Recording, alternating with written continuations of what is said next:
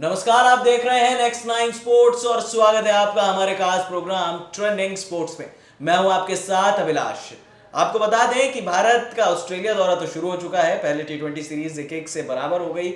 हालांकि भारत को यह सीरीज जीतनी चाहिए थी, सुनहरा मौका था। डेविड वार्नर नहीं थे इस टीम में, स्टीव स्मिथ नहीं थे, बॉल टैंपरिंग विवाद के चलते जो है दोनों पर 1 साल का बैन लगा है। और यहाँ पर बड़ी बात यह है कि भारतीय टीम जिस तरह से प्रदर्शन कर रही है वो वाकई काबिले तारीफ है। लेकिन यहां पर टेस्ट सीरीज, असली टेस्ट होने वाला है भारतीय टीम का। 6 दिसंबर से 4 टेस्ट मैचों की भारतीय टीम की सीरीज शुरू होने वाली है और यहां पर भारत के पास एक सुनहरा मौका है ऑस्ट्रेलिया को ऑस्ट्रेलिया में हराने का। पिछले 11 दौरों में जो नहीं हुआ, ये इस 12वें दौरे पर हो सकता है। बड़ी बात यह है कि इस टीम में ना तो रिकी पॉन्टिंग है, ना तो स्टीव स्मिथ है, ना ही माइकल क्लार्क है और ना ही एडम गिलक्रिस्ट जैसे खिलाड़ी हैं जो मैच विनर साबित हो। बहरहाल वार्नर और स्मिथ का ना होना टीम इंडिया को जो है एक एडवांटेज, हम कह सकते हैं कि एडवांटेज भारत को मिल सकता है।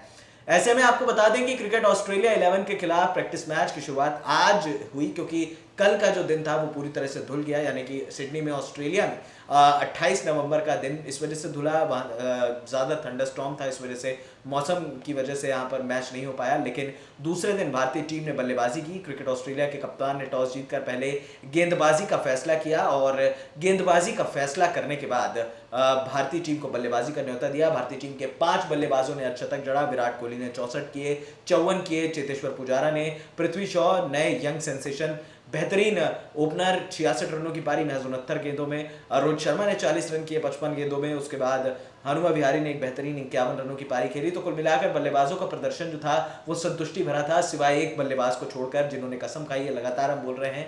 उस खिलाड़ी का नाम है केएल राहुल। फ्लॉप का दूसरा नाम केएल राहुल और लगातार खराब प्रदर्शन करने वाले खिलाड़ी का नाम केएल राहुल। अब देखना दिलचस्प होगा कि किस तरह से केएल राहुल टीम में वापसी कर पाते हैं या नहीं। बहरहाल विराट ने भी कसम खाई है कि इस खिलाड़ी को मौका देंगे। तो चलिए ज्यादा देर नहीं करते हैं, ले चलते हैं आपको अपनी इस खास रिपोर्ट की ओर। आप देखिए क्या है आज की ट्रेंडिंग स्पोर्ट्स न्यूज। 6 दिसंबर से भारत ऑस्ट्रेलिया के खिलाफ 4 टेस्ट मैचों की सीरीज खेलेगा। इंग्लैंड में मिली करारी हार के बाद टीम इंडिया अब ऑस्ट्रेलिया के खिलाफ भिड़ने के लिए तैयार है। लेकिन टीम इंडिया के लिए एक बार फिर सिरदर्द बन गए हैं केएल राहुल। जी हां, विराट लगातार अपनी जिद पर अड़े हुए हैं केएल राहुल को टीम में रखने के लिए। वहीं दूसरी तरफ केएल राहुल जो है वो कसम खा के बैठे हैं कि भाई मैं रन नहीं बनाऊंगा। दरअसल क्रिकेट ऑस्ट्रेलिया 11 के खिलाफ चल रहे प्रैक्टिस मैच में एक बार फिर केएल राहुल बुरी तरीके से फ्लॉप हुए। आपको बता दें कि जहां भारत के 5 बल्लेबाजों ने अर्धशतक जड़ा, जहां पर पिच बिल्कुल फ्लैट था, वहां पर केएल राहुल एक बार फिर अपनी बल्लेबाजी का नुमायाना पेश नहीं कर पाए। अब सवाल ये भी उठ रहे हैं कि क्या शिखर धवन को टेस्ट टीम से बाहर किया जाना सही था? क्या केएल राहुल को इतने मौके दिए जाने सही है? ठीक है, केएल राहुल ने पहले रन बनाए हैं, लेकिन वो लगातार फ्लॉप भी साबित हुए हैं। अगर आप 10-15 टेस्ट मैच में सिर्फ एक शतक जड़ेंगे तो भारतीय टीम का कभी भला नहीं हो सकता। अब राहुल तो फ्लॉप हुए ही, लेकिन अब डर ये है कि क्या टीम इंडिया को विराट की ये जिद ले डूबेगी? ये ऐसे सवाल हैं जो खड़े हो रहे हैं और अब इसका जवाब टीम मैनेजमेंट, कोच और कप्तान को देना होगा। ऑस्ट्रेलिया के खिलाफ 4 टेस्ट मैचों की सीरीज होने से पहले जिस बात का ऑस्ट्रेलिया को डर था वही हुआ। जी हां, आपको बता दें कि क्रिकेट ऑस्ट्रेलिया 11 के खिलाफ टीम इंडिया ने 358 रन तो बनाए, लेकिन टीम इंडिया के 5 बल्लेबाजों ने अर्धशतक जड़ा। बड़ी बात यह है कि टीम इंडिया के कप्तान विराट कोहली का बल्ला एक बार फिर गरजा, जो उन्होंने सिडनी में दिखाया था। कप्तान कोहली ने 64 रनों की बेहतरीन पारी खेली, जिसमें उन्होंने 87 गेंदों का सामना किया। शानदार बात यह रही कि विराट कोहली एक बेहतरीन टच में दिखाई पड़ रहे थे और जिस तरह से ऑस्ट्रेलिया के खेमों में खलबली मची हुई थी कि कप्तान कोहली से उन्हें डर है, वो डर एक बार फिर विराट ने जगा दिया है। यानी कि अब स्टार्क, कमिंस और हेजलवुड के लिए आसान नहीं होगा कप्तान विराट को रोकना। हालांकि इंग्लैंड में भारत सीरीज 4-1 से जरूर हार गया, लेकिन विराट कोहली का बल्ला जमकर गरजा था। अब कप्तान कोहली अगर क्रीज पर खड़े हों तो उन्हें रोकना बहुत मुश्किल हो जाता है। जिस तरह के गोल्डन फॉर्म में है कप्तान कोहली, वहां पर उन्हें रोक पाना काफी ज्यादा मुश्किल है। अब देखना दिलचस्प होगा कि कप्तान कोहली अब आगे ऑस्ट्रेलिया सीरीज में कैसा प्रदर्शन करते हैं। ऑस्ट्रेलिया के पूर्व कप्तान माइकल क्लार्क ने इन आरोपों को खारिज किया है कि उन्होंने उस संस्कृति को बढ़ावा देने की मदद की जिससे गेंद से छेड़खानी जैसे विवाद पैदा हुए। उन्होंने एक शीर्ष प्रसारक को सुर्खियों के पीछे भागने वाला फायर कहा।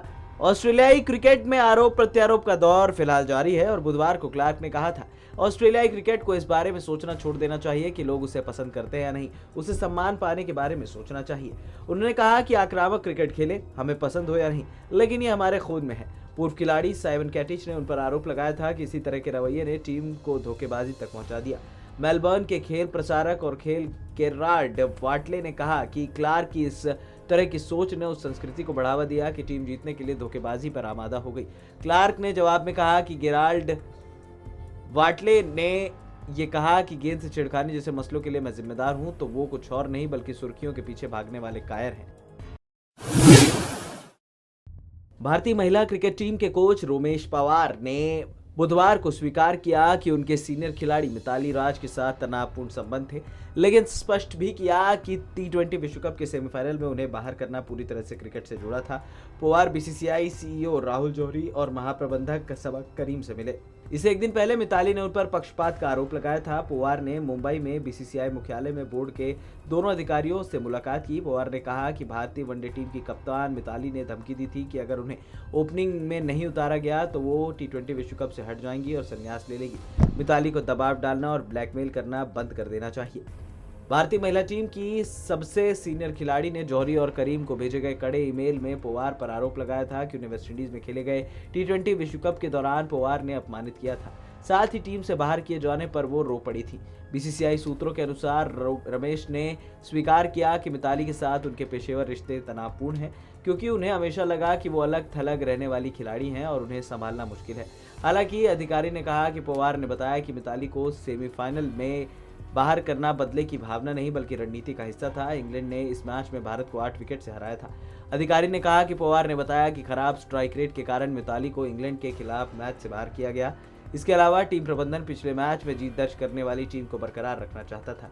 पवार ने से जब पूछा गया कि आयरलैंड और पाकिस्तान के खिलाफ मैचों में मिताली का स्ट्राइक रेट आड़े क्यों नहीं आया, तो इसका उनके पास कोई जवाब नहीं था। मिताली ने इन दोनों मैचों में अर्धशतक जमाए और उन्हें प्लेयर ऑफ द मैच भी चुना गया। इस पर भी चर्चा हुई कि क्या मिताली को बाहर करने के लिए किसी प्रभावशाली अधिकारी का बाहरी दबाव था। सूत्रों ने बताया कि पवार ने किसी का फोन आने का खंडन किया, लेकिन दावा किया कि वो इससे अवगत थे कि बीसीसीआई के प्रभावशाली व्यक्ति यानी कि टीम मैनेजर और दौरे की चयनकर्ता सुधा शाह से संपर्क में था। मिताली ने बुधवार को प्रशासकों की समिति की सदस्य डायना एडुल्जी पर भी पक्षपात पूर्ण रवैया अपनाने का आरोप लगाया था। वनडे टीम की कप्तान ने कहा था कि डायना एडुल्जी ने उनके साथ पक्षपात किया। सूत्रों ने बताया कि पवार ने किसी का फोन आने का खंडन किया, लेकिन कहीं न कहीं सारी चीजें सामने आती गई।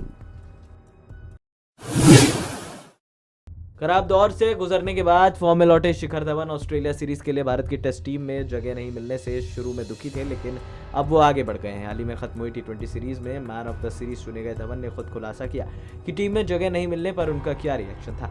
उन्होंने कहा कि हाँ, मैं थोड़ा दुखी था, लेकिन मैं आगे बढ़ गया हूँ और मानसिक रूप से अच्छी स्थिति में हूँ। मैं सकारात्मक हूँ, मैं अपने खेल का लुत्फ उठा रहा हूँ।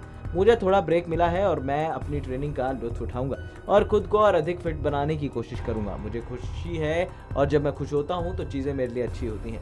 दिल्ली के सलामी बल्लेबाज को उम्मीद है कि भारत 6 दिसंबर से एडिलेड में शुरू हो रही 4 टेस्ट की श्रृंखला में अच्छा प्रदर्शन करेगा। धवन ने कहा है कि मुझे लगता है कि हमारे पास यहाँ सीरीज जीतने का काफ़ी अच्छा मौका है। हमें खेल के तीनों विभागों में अच्छा क्रिकेट खेलना होगा, फिर ये चाहे बल्लेबाजी, गेंदबाजी हो या फील्डिंग और कैचिंग भी।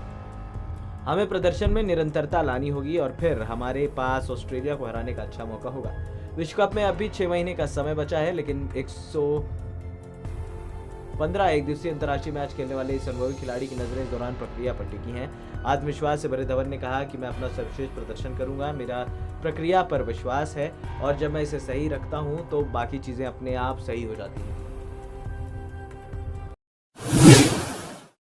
क्रिकेट ऑस्ट्रेलिया 11 के खिलाफ जारी अभ्यास मैच के दौरान वंडर बॉय पृथ्वी शॉ ने जोरदार बल्लेबाजी की, लेकिन 19 साल के इस बल्लेबाज की पारी का अंत एक ऐसी गेंद पर हुआ जिसे वो समझ नहीं पाए। दरअसल 22 के लेग स्पिनर डैनियल फेलिंस ने शेन वॉन के अंदाज में गेंद डाली, जिस पर पृथ्वी शॉ चकमा खा बैठे और बोल्ड हो गए। ऑस्ट्रेलियाई गेंदबाज फेलिंस ने पृथ्वी शॉ के पैर के पास अपनी फिरकी फेंकी, जिससे पृथ्वी स्वीप करना चाहते थे। इस कोशिश में वो बुरी तरह चूके और पिच पर गिर पड़े। गेंद उन्हें छकाकर पैरों के बगल से होती हुई स्टंप पर जा लगी। दूसरे छोर पर खड़े पुजारा बस देखते रह गए। 6 दिसंबर से शुरू हो रही टेस्ट सीरीज के पहले सलामी बल्लेबाज पृथ्वी ने अभ्यास मैच में अपनी तैयारी परखी। उन्होंने 69 गेंदों में 66 रनों की जोरदार पारी खेली, जिसमें उनके 11 चौके शामिल हैं। उन्होंने करीब 95.65 की स्ट्राइक रेट से बल्लेबाजी की। भारतीय टीम 358 रन बनाकर आउट हो गई। भारत की ओर से इस मैच में पृथ्वी के अलावा कप्तान कोहली 64, चेतेश्वर पुजारा 54, अजिंक्य ने 56 और हनुमा विहारी 53 रन बनाकर अर्धशतक जमाकर शानदार तरीके से अपना दावा ठोक रहे थे। ऑस्ट्रेलिया के खिलाफ शुरू हो रही 6 दिसंबर से 4 टेस्ट मैचों की सीरीज से पहले भारतीय टीम क्रिकेट ऑस्ट्रेलिया 11 के खिलाफ प्रैक्टिस मैच खेल रही है। आपको बता दें कि 28 नवंबर का दिन पूरी तरह से धुल गया और 29 नवंबर को टीम इंडिया को बल्लेबाजी करने का मौका मिला। क्रिकेट ऑस्ट्रेलिया के कप्तान ने टॉस जीतकर पहले गेंदबाजी का फैसला किया और भारत को बल्लेबाजी का आमंत्रण दिया। हालांकि भारत का पहला विकेट काफी जल्दी गिरा, लेकिन भारत के लिए एक बार फिर राहत की खबर ये सामने आई कि भारत के नए और स्टार युवा ओपनर पृथ्वी शॉ काफी बेहतरीन फॉर्म में दिखाई दे रहे हैं। पृथ्वी शॉ, जिन्होंने न्यूजीलैंड ए के खिलाफ भी बेहतरीन प्रदर्शन किया था और बीती वेस्टइंडीज सीरीज के खिलाफ अपना डेब्यू मैच में ही उन्होंने शानदार शतक जड़ा था, एक बार फिर प्रैक्टिस मैच में अपना जलवा बरकरार रखे हुए हैं। आपको बता दें कि पृथ्वी शॉ ने 66 रनों की बेहतरीन पारी खेली, जिसमें उन्होंने 69 गेंदों का सामना किया। जी आपको बता दें कि एक बेहतरीन तेज तर्रार और ताबड़तोड़ पारी खेलकर पृथ्वी शॉ ने 11 चौके जड़े अपनी शानदार पारी के दौरान। यानी कि पृथ्वी शॉ का तूफान थमने का नाम नहीं ले रहा है ऑस्ट्रेलिया के खिलाफ। अब इस नए सचिन तेंदुलकर से लोहा लेना आसान नहीं होगा ऑस्ट्रेलिया के लिए। अब देखना दिलचस्प होगा कि पृथ्वी शॉ का यह तूफान थमता है कि नहीं। नेक्स्ट 9 स्पोर्ट्स डेस्क से अविनाश पांडे की रिपोर्ट। विराट को अगर मौजूदा दौर का सर्वश्रेष्ठ क्रिकेटर कहा जाए तो कोई अतिशयोक्ति नहीं होगी। क्रिकेट के मैदान पर रिकॉर्ड वो अपने नाम करते चले जा रहे हैं। अब भारत ऑस्ट्रेलिया के खिलाफ टेस्ट सीरीज के पहले ही मुकाबले में विराट महान बल्लेबाज तेंदुलकर का एक बड़ा रिकॉर्ड अपने नाम कर सकते हैं। दोनों देशों के बीच 4 टेस्ट मैच की सीरीज का पहला मुकाबला एडिलेड में 6 दिसंबर से खेला जाएगा और कोहली अब तक कंगारुओं की जमीन पर 5 टेस्ट शतक जमा चुके हैं। उनसे आगे 6 शतकों के साथ सचिन तेंदुलकर हैं। सचिन ने ऑस्ट्रेलिया में 53.20 की औसत से 20 टेस्ट में 1809 रन बनाए हैं। वहीं विराट भी ऑस्ट्रेलिया में बहुत अच्छा खेलते हैं। अगर एडिलेड में कोहली दोनों पारियों में शतक लगा देते हैं तो सचिन का रिकॉर्ड टूट सकता है। 2014 में भारत के ऑस्ट्रेलिया दौरे पर कोहली ने एडिलेड की दोनों पारियों में शतक जड़ा था और इसे कोहली का पसंदीदा मैदान भी माना जाता है। वैसे कोहली के अलावा पूर्व कप्तान गावस्कर के नाम भी ऑस्ट्रेलिया में 5 शतक दर्ज हैं। इस लिस्ट में अगला नाम वीवीएस लक्ष्मण का आता है। ऑस्ट्रेलिया में किसी विदेशी बल्लेबाज द्वारा सबसे ज्यादा शतक इंग्लैंड के दिग्गज बल्लेबाज रहे जैक होप्स के नाम है। उन्होंने 24 टेस्ट मैचों की 45 पारियों में 9 शतक लगाए हैं। सचिन 6 शतकों के साथ एशियाई बल्लेबाजों में सबसे आगे हैं। सचिन ने ऑस्ट्रेलिया के खिलाफ 20 टेस्ट मैचों में 53.20 की जोरदार औसत से 1809 रन बनाए हैं। वहीं कोहली अब तक खेले गए 8 टेस्ट मैचों में 62 की शानदार औसत से 992 रन बना चुके हैं। तो देखा आपने, आज की ट्रेंडिंग खबरों से हमने आपको रूबरू कराया। उम्मीद यही है कि भारतीय टीम ऑस्ट्रेलिया में बेहतरीन तरीके से प्रदर्शन करे और 12वें दौरे पर पहली बार ऑस्ट्रेलिया में टेस्ट सीरीज जो है जीत कर वापस आए। फिलहाल इस खास प्रोग्राम में इतना ही। कल फिर होगी मुलाकात ट्रेंडिंग खबरों के साथ। हमें दे दीजिए इजाजत और हाँ, हमारे चैनल नेक्स्ट 9 स्पोर्ट्स को सब्सक्राइब करना मत भूलिएगा। नमस्कार।